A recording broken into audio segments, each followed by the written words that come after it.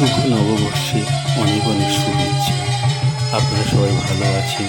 সারাটা বছর আপনাদের সবার ভালো কাটুক, সবাই সুস্থ থাকুক। আর আমিও তো ভালো আছি। আজ শুরু করলাম নতুন একটা ব্লগ, সবার খুব ভালো লাগবে।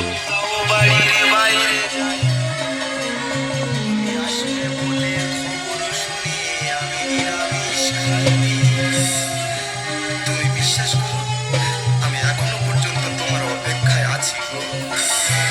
তুমি আসবে বলে এক সপ্তাহ বাড়ির বাইরে বাইরে, তুমি আসবে বলে খবর শুনে।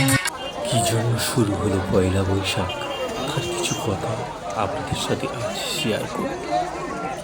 অনেক বছর আগে কথা, তখন ভারতবর্ষ শাসন করতেন মহান সম্রাট আকবর।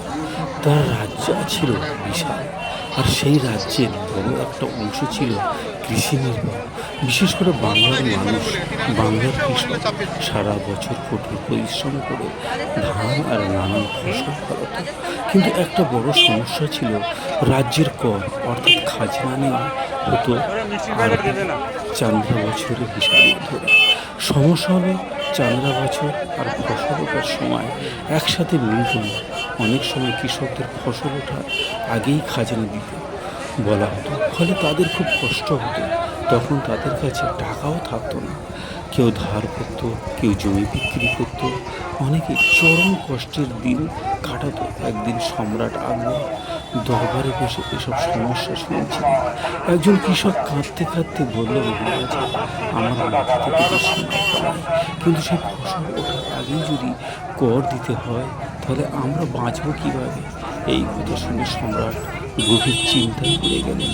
তিনি বুঝলেন, শুধু রাজ্য শাসন করলেই হবে না, মানুষের জীবন সহজ করে সম্রাট হিসাবে তার দায়িত্ব।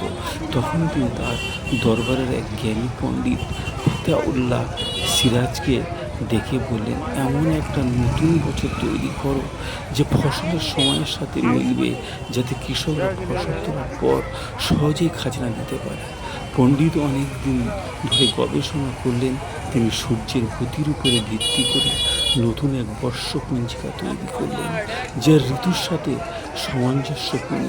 এই নতুন পঞ্জিকার নাম দেওয়া হলো বঙ্গাব্দ। আর এই নতুন বছরের প্রথম দিনে পহেলা বৈশাখ ধীরে ধীরে এই দিনটা শুরু করে দেওয়া হলো। দিনই সীমাবদ্ধ থাকলো না, গ্রাম, কৃষক থেকে শুরু করে নতুন আশার দিন হিসাবে দেখতে শুরু করলো। তার পুরনো দুঃখ কষ্ট ভুলে নতুন করে জীবন শুরু করার স্বপ্ন দেখলো।